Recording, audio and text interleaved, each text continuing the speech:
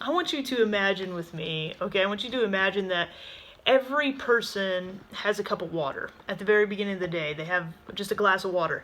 And every bad thing that happens, every little, twinge, frustration that happens throughout the day, whether that's your kids won't get their shoes on in time so you're going to be late for work, or there's traffic, or somebody cut you off, or somebody called in sick and you don't think they're really sick, whatever, all those little things, all those little frustrations. Every time one of those happens, you get a spoonful of salt dumped into your cup. Okay? And so, usually by 10 a.m., you have this like gross saltwater solution that you don't even want to drink. But the thing is that this cup is full. And as you're walking and as you're going through life, your cup splashes over. And you are actually tainting everyone else's cup with salt water. Your kids, your employees, your coworkers, your spouse, everyone. You're tainting their cups with your salt water. And so, you know what? A lot of personal development and different coaches and things out there, we try to micromanage how to keep the salt out of the cup. Okay? But that is the wrong approach. Instead of having a cup, we need to be a big flowing river. Okay? That you will absolutely never be able to keep the frustrations out of your life. Those things are going to show up all the time.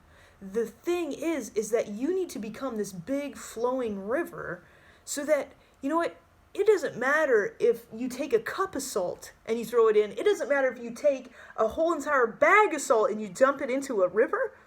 It doesn't change the contents of the water at all. You are still this big, free-flowing body of water. And you know what happens when you can become this river? When you find the peace and the freedom to be yourself and you become this river, that also spills over.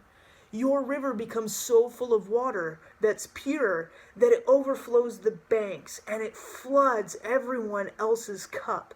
And it helps them turn into rivers. It helps your kids be rivers. When you model to them, it helps your team, it helps your coworkers, it helps everybody be rivers around you so that no matter what's going on, no matter how much salt is coming, you guys can still keep going. You can keep flowing. You can keep moving forward because that's just what rivers do. They don't stand still. They're always flowing.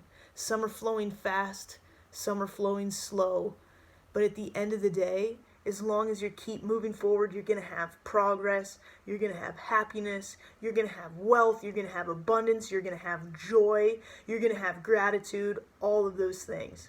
So if you are interested in learning how to become a river, you should hire me as your coach, okay? That's what I love doing for people.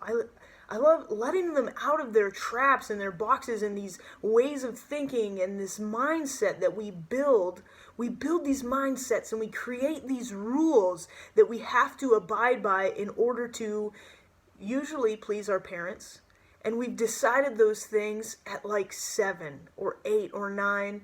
And we've never really went back and reevaluated those situations. And the thing is that we have to do that. We have to hit a point in our life where we say, no more.